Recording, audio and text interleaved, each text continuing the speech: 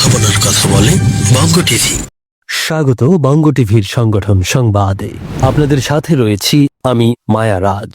আজ বিকেল 5টায় জালালাবাদ অ্যাসোসিয়েশনের আয়োজনে রাজধানী ঢাকার কারওয়ান বাজারের জালালাবাদ ভবনের এ চৌধুরী মিলনায়তনে অনুষ্ঠিত হয়ে গেল জালালাবাদ অ্যাসোসিয়েশন অব টরেন্টোর সভাপতি জনাব মাহবুব চৌধুরী রনি ও জালালাবাদ অ্যাসোসিয়েশন অব ক্যালিফোর্নিয়া যুক্তরাষ্ট্রের সাধারণ সম্পাদক জনাব লায়েক আহমদ এর সংবর্ধনা ও মতবিনিময় সভা।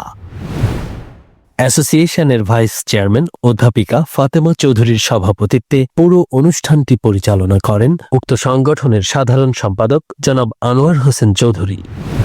অনুষ্ঠানে সম্মানিত অতিথি হিসেবে বক্তব্য প্রদান করেন জালালাবাদ অ্যাসোসিয়েশনের ঢাকার ভাইস চেয়ারম্যান বীর মুক্তিযোদ্ধা আব্দুল মজিদ চৌধুরী, সংগঠনের সাবেক সাধারণ সম্পাদক অ্যাডভোকেট জসিমউদ্দিন আহমেদ, সংগঠনের প্রবাসী কল্যাণ উপকমিটির চেয়ারম্যান ইশতিয়াক আহমেদ চৌধুরী সহ বিভিন্ন শ্রেণী পেশার নেতৃবৃন্দ।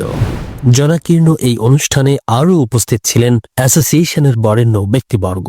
অনুষ্ঠানের এক পর্যায়ে বিদেশের মাটিতে অবস্থান করায় অনলাইনে যুক্ত হয়ে শুভেচ্ছা বিনিময় করেন জালালাবাদ অ্যাসোসিয়েশনের সভাপতি জনাব CM কয়েস সামি।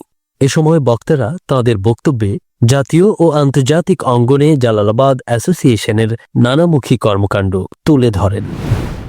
বর্ণাঢ্য এই আয়োজনের শুরুতেই বাংলাদেশের সাবেক প্রধানমন্ত্রী বেগম খালেদা জিয়ার রুহের মাগফিরাত কামনা, 1 মিনিট নীরবতা পালন ও অনুষ্ঠান শেষে বিশেষ দোয়া অনুষ্ঠিত হয়।